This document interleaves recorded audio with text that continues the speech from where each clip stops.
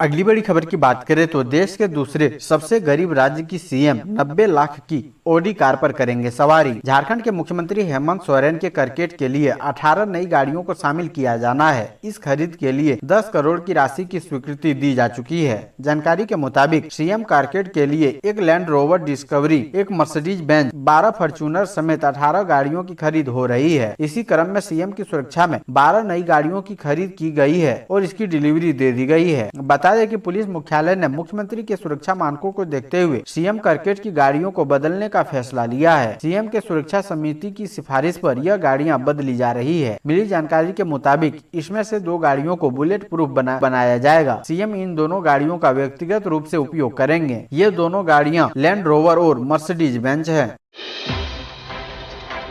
अगली बड़ी खबर की बात करें तो झारखंड में मनरेगा मजदूरों को नहीं मिल रहा काम, जॉब की तलाश में भटक रहे इधर उधर। झारखंड में मनरेगा जॉब कार्डधारी मजदूरों को आसानी से काम मिले, इसको लेकर झारखंड सरकार ने श्रमिकों के लिए ऑनलाइन रजिस्ट्रेशन के लिए श्रम कल्याण केंद्र की व्यवस्था की है। लेकिन हकीकत यह है कि मनरेगा जॉब कार्डधारी मजदूरों को काम नहीं मिल पा रहा है। स्थिति यह है कि गाँव के मजदूर काम की तलाश में भटकने को मजबूर है। लोहरदगा और आसपास के जिलों में रोजाना मजदूर काम की तलाश में राजधानी रांची पहुंचते हैं, लेकिन इन मजदूरों को सप्ताह में 3 से 4 दिन बिना काम किए खाली हाथ लौटना पड़ता है। वहीं ग्रामीण विकास मंत्री आलमगीर आलम ने बताया कि मनरेगा के तहत मजदूरों को 225 रुपए मिल रहे हैं, लेकिन इससे ज्यादा मजदूरी शहर में काम करने से मिलता है। इस स्थिति में गाँव के मजदूर शहर में आकर काम की तलाश करते हैं। उन्होंने कहा कि जिन श्रमिकों को गाँव में काम नहीं मिलता है, वे मजदूर प्रखंड कार्यालय से संपर्क कर सरकार की निश्चित रोजगार योजना से जुड़ सकते हैं।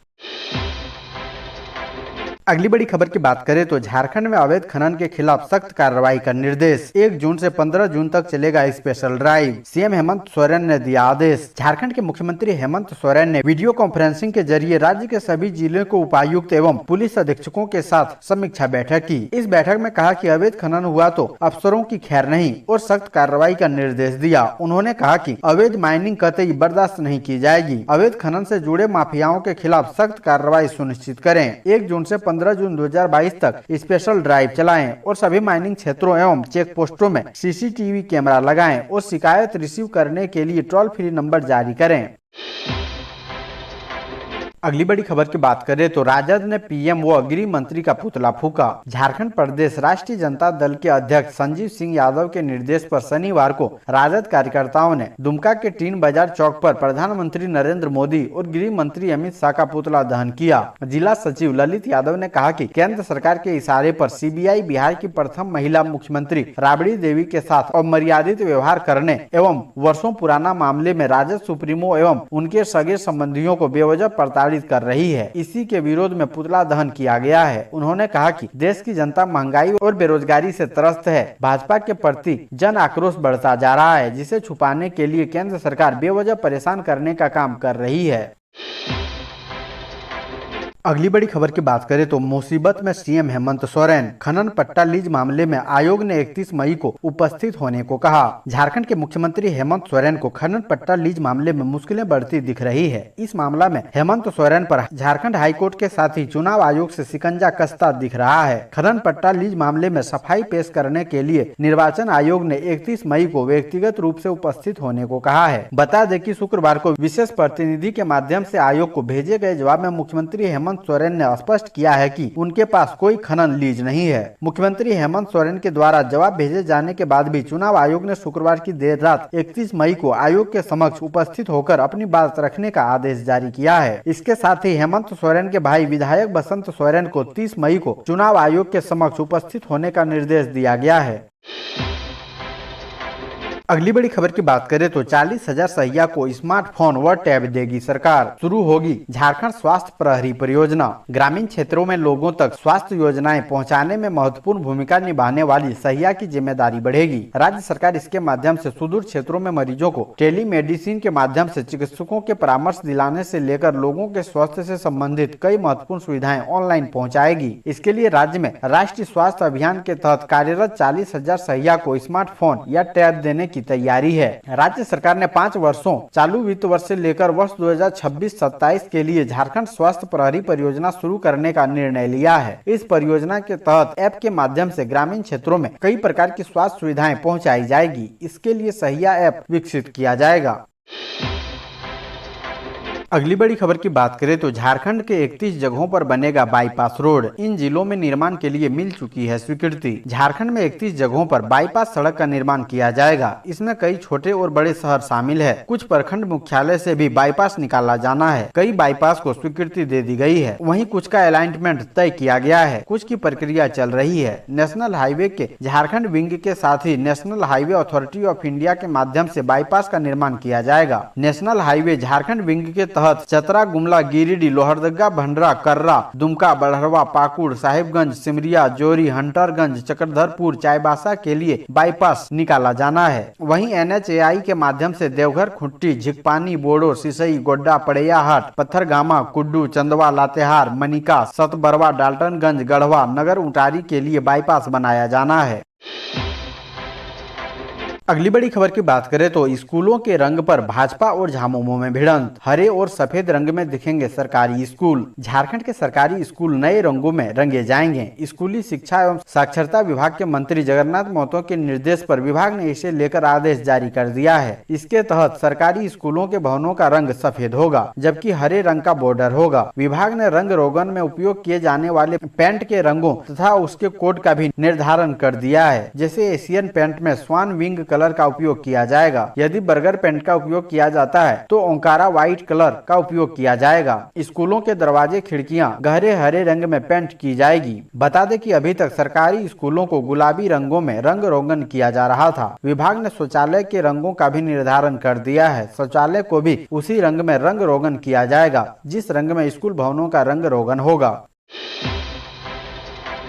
अगली बड़ी खबर की बात करें तो मुखिया प्रत्याशी के प्रचार जुलूस के दौरान हादसा, ग्रामीणों का हंगामा, CRPF वाहन में तोड़फोड़। रांची के नामकुम थाना क्षेत्र में NH-33 पर CRPF जवानों को ले जा रही बस की चपेट में मुखिया प्रत्याशी का जुलूस आ गया। हादसे में 3 लोग गंभीर रूप से घायल हो गए। वहीं कई 2 पहिया वाहन पूरी तरह क्षतिग्रस्त हो गए। इससे वहां मौजूद ग्रामीण आक्रोशित हो गए। उन्होंने हंगामा शुरू कर दिया। आरोप है कि CRPF बस में तोड़फोड़ की गई। उपद्रवियों को रोकने के लिए CRPF जवानों को फायरिंग करनी पड़ी। रांची टाटा रोड के व्यांगडी बाजार रामपुर पंचायत के मुखिया प्रत्याशी श्रीला लकड़ा अपने समर्थकों के साथ चुनाव प्रचार कर रही थी। इसी दौरान CRPF जवानों को लेकर एक बस प्रचार जुलूस में आ गया। बताया जा रहा है कि बस का ड्राइवर वाहन को घुमाने की कोशिश कर रहा था। इसी दौरान उसका पैर ब्रेक की जगह एक्सीलेटर पर पड़ गया, जिसकी वजह से बस भीड़ में जा घुसी। इस दौरान बस ने 3 लोगों को अपनी चपेट में ले लिया। स्थानीय लोगों ने आनंद फानंद में सभी को अस्पताल भेजा, जहां तीनों लोगों की स्थिति गंभीर बनी हुई है।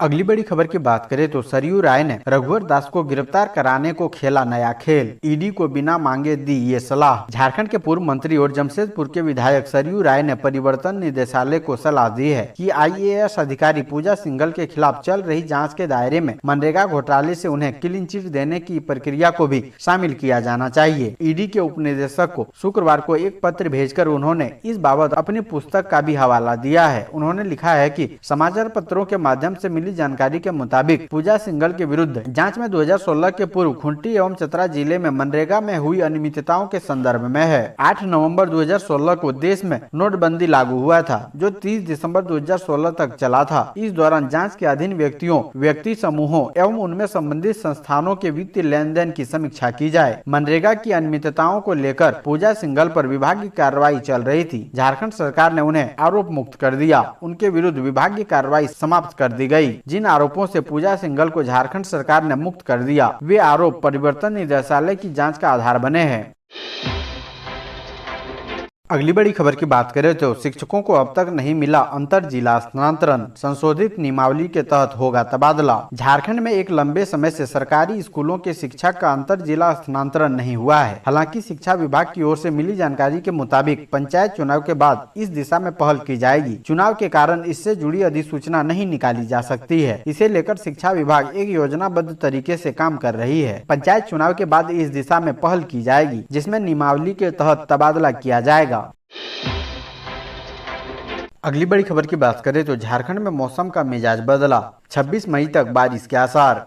झारखंड में मौसम का मिजाज बदला बदला सा है। राजधानी रांची में शनिवार को मेघ गर्जन के साथ रिमझिम बारिश हुई। इसमें तापमान में गिरावट आई और लोगों को गर्मी से राहत मिली। मौसम केंद्र के अनुसार उत्तर पूर्वी, दक्षिण पूर्वी एवं निकटवर्ती मध्य भागों में कहीं कहीं हल्के से मध्यम दर्जे की बारिश हो सकती है। इस दौरान मेघ गर्जन हो सकता है और वज्रपात की आशंका जाहिर की गई है। मौसम विभाग ने इसको लेकर चेतावनी जारी की है। येलो अलर्ट जारी कर मौसम खराब होने पर सुरक्षित स्थान पर रहने की अपील की गई है। 26 मई तक राज्य में कहीं कहीं हल्के से मध्यम दर्जे की बारिश की संभावना है।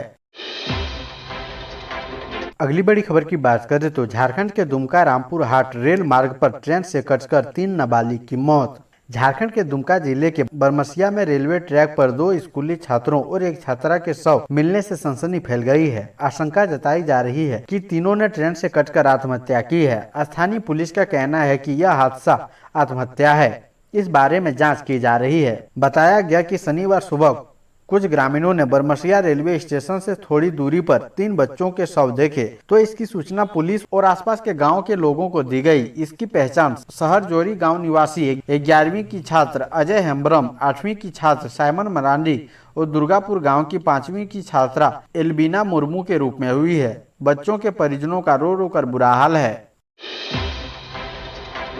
अगली बड़ी खबर की बात करें तो पूजा सिंघल के पति अभिषेक झा के पल्स अस्पताल का खुला कच्चा चिट्ठा। रांची डीसी को मिली जांच रिपोर्ट। पूजा सिंघल के पति अभिषेक झा की पल्स अस्पताल की भुईहरी जमीन के संबंधित जांच रिपोर्ट की जानकारी तत्कालीन अपर समाहर्ता सत्येंद्र कुमार ने उपायुक्त छवि रंजन को उपलब्ध करा दी है। वर्तमान अपर समाहर्ता राजेश कुमार बरवार के कार्यालय से फाइल गायब हो जाने के बाद तत्कालीन अपर समाहर्ता से जमीन से जुड़ी जाँच रिपोर्ट मांगी गयी थी, लेकिन संबंधित जानकारी तत्कालीन अपर समाहर्ता द्वारा उपलब्ध नहीं कराए जाने पर उपायुक्त ने नाराजगी जाहिर करते हुए उन्हें पत्र लिखा था ताकि तत्काल इसकी जानकारी उन्हें उपलब्ध करा दी जाए। रिपोर्ट में है कि पल्स अस्पताल जिस जमीन पर बनी हुई है वह भुईहरी जमीन है। जमीन का कोई म्यूटेशन नहीं हुआ है और न ही कहीं भी इसका रसीद कटी है, लेकिन जमीन पर बनी और पल्स अस्पताल का निर्माण ही गलत है, क्योंकि भुईहरी जमीन की खरीद बिक्री नहीं हो सकती है और न ही इसका नक्शा पास हो सकता है। इसके बावजूद अस्पताल का निर्माण अवैध तरीके से किया गया।